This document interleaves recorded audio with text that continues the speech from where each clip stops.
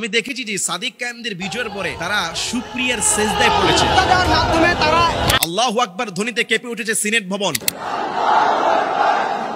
যেই হিজাবকে নিয়ে বামপন্থীরা কটাক্ষ করেছে সেই হিজাবিকে শুধু আল্লাহ বিজয় করেন নাই, সেই সিনেট ভবনে স্লোগান উঠেছে হিজাবি হিজাবি হিজাবি বলে।